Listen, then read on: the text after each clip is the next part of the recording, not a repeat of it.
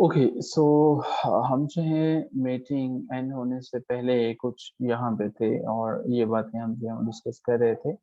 मैं क्वेश्चन जो है वो पेश कर रहा हूँ आपके सामने दोबारा से, ताकि आपको भी जो है वही क्वेश्चन मिल जाए।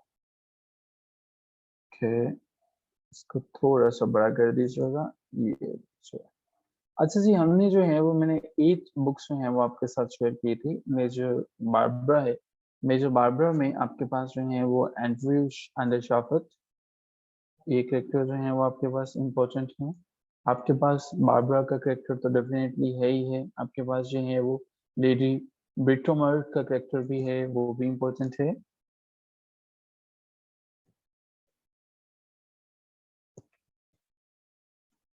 आपके पास स्टीफन अंडरशाफ्ट का कैरेक्टर इम्पोर्टेंट है। आपके पास कैरेक्टर इम्पोर्टेंट है सारा का। इन कैरेक्टर्स को जरा ध्यान से देख लीजिएगा। अच्छा जी, at number 9 I would like कि आप जो हैं वो कभी ना स्किप कीजिएगा 12th नाइट को। और 12th नाइट में आप जो हैं जानते हैं विलियम शेक्सपियर का लिखा हुआ है। वाइला का करेक्टर इम्पोर्टेंट है और सीनो का करेक्टर इम्पोर्टेंट है। आपके पास जो है सिबाशियन को भी देख लीजिएगा। इसके अलावा जो है वो आप सर टॉबी के करेक्टर को जो है वो जरूर देख लीजिएगा।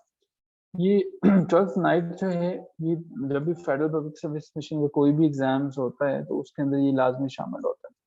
1984 को जरूर देख के जाइएगा। 1984 जॉर्ज ऑरवेल का लिखा हुआ है, इसमें कैरेक्टर्स बड़े कम ही हैं।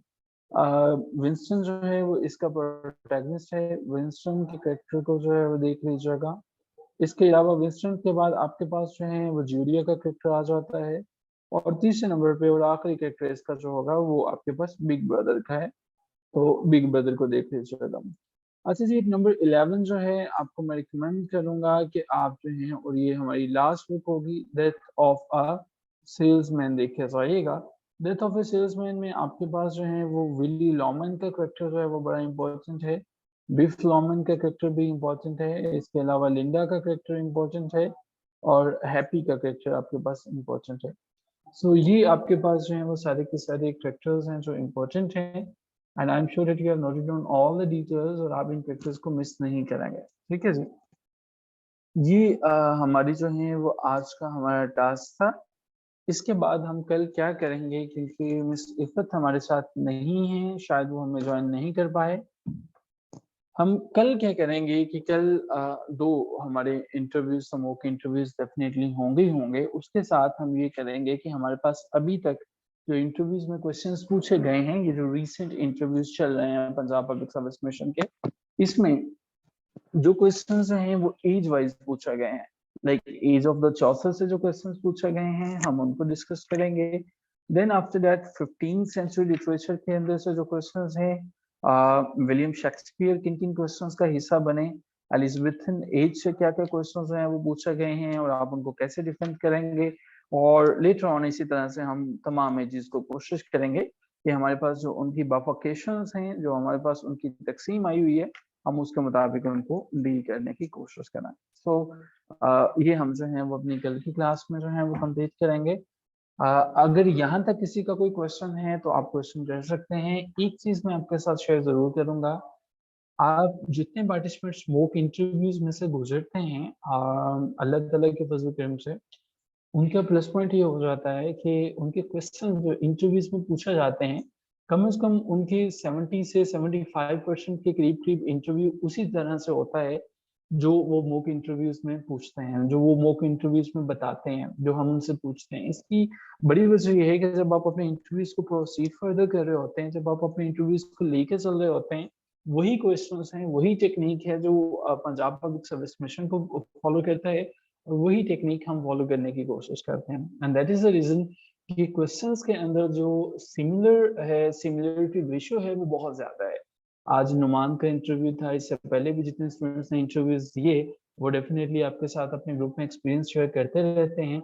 सो आपको इन तमाम चीजों को किसी भी तरह मिस नहीं करना है और अपने मॉक इंटरव्यूज को लाजमी अटेंड करने की कोशिश करें। और मैं इसीलिए आज से वीकली बेसिस पे हम आपकी प्रेफरेंस ले लेते हैं ताकि आप बता दें और आपके मुताबिक हम जो है वो स्केड्यूल को अपडेट करते रहें। ठीक है जी।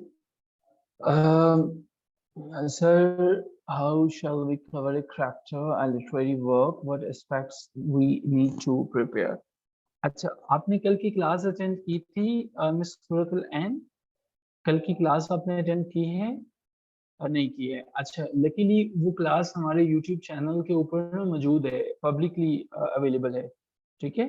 आप उसको सुन लीजिएगा। इस क्वेश्चन को हमने काफ़ी डिटेल से आंसर किया हुआ है और कोई 8-9 के करीब पैरामीटर हैं कि आप किस तरह से प्रिपेयर करेंगे और क्या-क्या प्रिपेयर करेंगे, ठीक है? अगर उसको सुनने के बाद भी आपका क्वेश्चन रहता है, तो डेफिनिटली आप अपना क्वेश्चन पूछ सकते हैं and I will try to answer all the questions.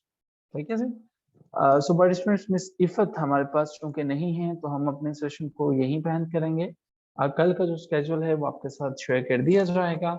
With this hope कि आप अपने इंटरव्यूज़ में ना तो परेशान होंगे और ना ही जो हैं आप इस चीज़ से दिल बर्दाश्त होंगे कि जो क्वेश्चंस जो हैं आपको टफ टाइम देते हैं, डेफिनिटली ये क्वेश्चंस जो टफ टाइम दे रहे होते हैं, यही आपका जो है वो फ्यूचर उसको बेहतर करने में आपके लिए मुआवन साबित होते हैं। So wishing all of you good luck. Allah Taala के साथ आप सबको कामयाब करें। Hope to see all of you. अच्छा, सुबह के चांसेस हैं कि शायद हमारी क्लास मिस हो जाए बिकॉज़ हमारे एक पॉलिटिकल लीडर जो हैं वो आ रहे हैं, हमारे तो नहीं बट डेफिनिटली पंजाब गवर्नमेंट के पार्ट होने की हैसियत से आप भी इंशाल्लाह जब पार्ट बन जाएँगे हायर एजुकेशन डिपार्टमेंट का, कुछ रिस्पॉन्सिबिलिटीज़ आपके साथ भी शेयर होंगी। तो सियालकोट में इमरान खान साहब जो हैं वो आ रहे हैं, तो उस लिहाज से, उस हवाले से हायर एजुकेशन डिपार्टमेंट को भी कुछ रिस्पॉन्सिबिलिटीज़ जो हैं उन्होंने हैंड ओवर की हैं। तो वैसे तो पूरी कोशिश की है कि इसे बचा जा सके और उनमें मैं थोड़ा अवॉइड कर सकूँ। लेकिन अगर ना हो सका तो हमें कल की क्लास हमारी स्किप होने के चांसेस हैं। लेकिन अगर कल किसी का मॉक इंटरव्यू है, किसी का फाइनल इंटरव्यू है जैसे मिस इफ़त हैं और उसके लिए इसके अलावा जो हैं अगर कोई और ऐसे पार्टिसिपेंट हैं कि जिनका कल मॉक इंटरव्यू है, वो मुझसे जो हैं कॉन्टैक्ट कर सकते हैं इनबॉक्स में। उनके लिए मैं डेफ़िनेटली कुछ टाइम ऐसा मैनेज करने की कोशिश करूँगा कि उन्हें ज़रूर इवैल्यूएट और वो पॉइंट्स बता दिए जाएँ ताकि उनकी मिस ना हो। जी, मैंने इसका यही रिक्वेस्ट की, तो मेरी अपनी कोशिश भी यही है कि क्लास कतई मिस ना हो, ठीक है? ये मेरी टॉप मोस्ट प्रायोरिटी है, लेकिन अगर सर्कमस्टेंसेस ऐसे हैं जो कि आउट ऑफ माय कंट्रोल हैं, तो फिर उस पे फिर शायद हमें कॉम्प्रोमाइज़ करना पड़ेगा, लेकिन हत्तुल मक़दूर यही कोशिश करेंगे कि ऐसा ना हो। चलिए जी, hope to see all of you इंशाल्लाह tomorrow with this hope that Almighty Lord of Heavens is not going to disappoint us। और एक चीज़ याद रखनी है, जितने क्वेश्चंस आप सभी पार्टिसिपेंट से पूछे जाते हैं इंटरव्यूज़ में, उन सब की डिटेल्स खुद भी ब्राउज़ किया करें। एक क्वेश्चन किसी ने मुझसे पूछा था इनबॉक्स में कि सर मुझे अपना थीसिस लेके जाना चाहिए अपने मास्टर्स का या एमफिल का? ज़रूर लेके जाएँ, अगर आप उसे डिफेंड कर सकते हैं, अगर आप उसके पैरामीटर्स को समझते हैं, अगर आपको पता है कि एब्स्ट्रैक्ट क्या है, एब्स्ट्रैक्ट के पार्ट्स कितने होते हैं, अगर आपको पता है कि कीवर्ड्स आपने कैसे लिखे हैं, अगर आपको पता है रिसर्च क्वेश्चंस कैसे निकालने हैं, रिसर्च गैप क्या है, रिसर्च का ऑब्जेक्टिव क्या था, चैप्टर 1, 2, 3, 4, 5 चैप्टर 1 किसको डील करता है, 2 किसको डील करता है, 3 किसको करता है, 4 किसको करता है, 5 किसको करता है, आपने फर्दर रिसर्चर्स को क्या रिकमेंड किया है, आपका रिसर्च मॉडल क्या था, क्वांटिटेटिव था, क्वालिटेटिव था, मिक्स था, क्वालिटेटिव था तो क्वालिटेटिव क्यों था, क्वांटिटेटिव है तो क्वांटिटेटिव क्यों है, आपका जो है वो सैंपल साइज़ कितना है, सैंपल आपने किस तरह से लिया, सैंपलिंग की टेक्निक क्या-क्या है, आपने कौन से वाली जो है वो चीज़ों को यूज़ किया, पॉपुलेशन क्या है, पॉपुलेशन कितनी है, ये कुछ बेसिक क्वेश्चंस हैं, इनको ज़रूर देख लीजिएगा अगर आप अपना थीसिस लेके जा रहे हैं। इसी तरह के क्वेश्चंस जो हैं वो पूछे जा रहे हैं आजकल। सो इनको देख लीजिएगा। Thank you so much everyone. खुदा हाफिज़।